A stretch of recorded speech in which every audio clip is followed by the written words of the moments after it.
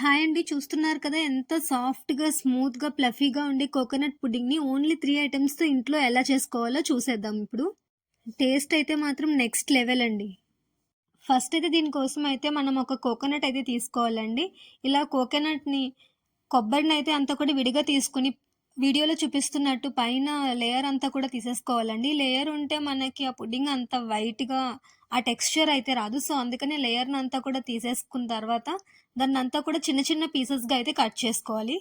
Next ఇలా ఈ పీసెస్‌నంతటిని కూడా మంచిగా గ్రైండ్ చేసుకోవాలి. అలా గ్రైండ్ చేసుకునేటప్పుడు మనకు కావాలంటే కొంచెం వాటర్ అయితే యాడ్ చేసుకోవచ్చు. ఎందుకంటే ఆ మిల్క్ అంతా కూడా మనకి రావాలి కదా! సో దట్ కొంచెం వాటర్ అయితే యాడ్ చేసుకొని ఒక మంచి పేస్ట్‌లా అయితే రెడీ చేసుకోవాలి. ఇది ఎంత సాఫ్ట్‌గా గ్రైండ్ చేసుకుంటే మనకి అంత మిల్క్ అయితే ఎక్స్‌ట్రాక్ట్ అవుతుంది. సో, మీరు వీలైనంత వరకు చాలా స్మూత్ పేస్ట్ అయితే చేసుకోవాలి దీన్ని.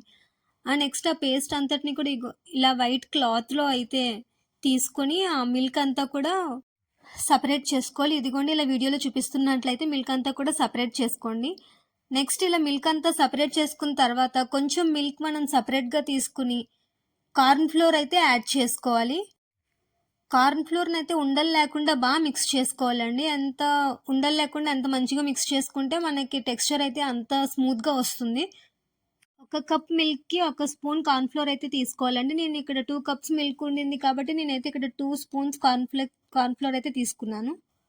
ఇలా దీన్నంతటిని కూడా మిక్స్ చేసుకున్న తర్వాత మన రిమైనింగ్ మిల్క్‌లో అయితే ఇది యాడ్ చేసుకోవాలి. ఇప్పుడు దీన్నంతటిని కూడా స్టవ్ మీద పెట్టి మనకి టేస్ట్‌కి సరిపడినంత అయితే షుగర్ యాడ్ చేసుకోవాలండి. నేనైతే కొంచెమే షుగర్ యాడ్ చేసుకున్నా. ఎందుకంటే నేను ఎక్కువగా షుగర్ తినను. సో, నేను కొంచెం షుగర్ అయితే యాడ్ చేసుకున్నా. మీ టేస్ట్‌కి సరిపడినంత షుగర్ అయితే మీరు యాడ్ చేసుకోండి. ఇప్పుడు ఇదంతా కూడా కంటిన్యూస్‌గా మిక్స్ చేస్తూనే ఉండాలి. చూస్తున్నారు కదా! ఈ టెక్స్చర్ అయితే వచ్చినంత వరకు బాగా మిక్స్ చేస్తూ ఉండాలి. దీనిలో ఇలాచీ పౌడర్ కూడా యాడ్ చేసుకోవాలండి. ఇందులో ఆ క్లిప్ అయితే మిస్ అయింది. సో, మీరు ఇలాచీ పౌడర్ కూడా యాడ్ చేసుకోండి. నెక్స్ట్ దీన్నంతటిని కూడా కిందకి దించుకొని ఇలా బౌల్స్‌లో అయితే వేసుకోవాలండి. దీన్నంతటిని కూడా చల్లగయిన తర్వాత ఒక 1 అవర్ వరకు అయితే ఫ్రిడ్జ్‌లో పెట్టాలి. ఫ్రిడ్జ్‌లో పెట్టి బయటకి తీసిన తర్వాత మన కోకోనట్ పుడ్డింగ్ అయితే రెడీ అయిపోయింది. చూసారా ఎంత బావుందో టెక్స్చర్ అదంతా కూడాను. కట్ చేస్తుంటే ఆ ఫీలే వేరసలు.